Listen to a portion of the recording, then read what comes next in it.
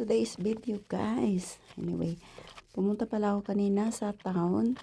Bumili ako ng maulam. Naghanap ako ng maulam. So, ito may nahanap ako. Pumunta ako direkta doon sa Waitrose grocery. Tapos pumunta ako doon sa area na kung saan may mga bintahan ng mga ulam pang Asian ba. So, bumili ako ng isda at saka tahong. Napili akong tahong. Ito na, hinuhugasan ko na. Alam niyo, malinis na malinis yung tahong. Paspasa. Uy, nagisa ako ng mga lamas. Alam mo ng mga ano. Tapos ito na, nagigisa ko na. Yung tahong, hindi ko nilagyan ng tubig. Kusa lang siyang bumuka.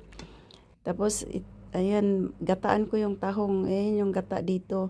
Nasa lata. Ito hinggahi. Nag-prosin ang gata. Uy, pero creamy siya. Yung hindi, tawag nun. Kunti lang gata pero parang may halo na batos na yun. Bili ako ng Knorr. Yung ganun. Chicken ang flavor. Yan yung ihalo ko doon. Tapos magic sarap galing sa Pinas.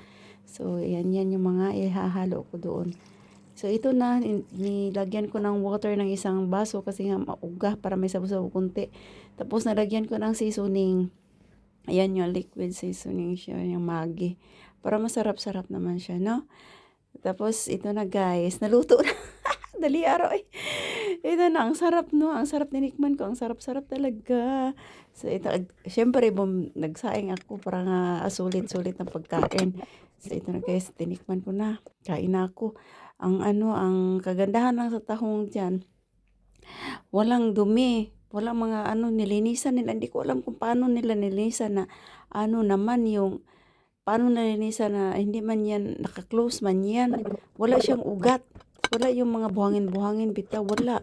Ang linis.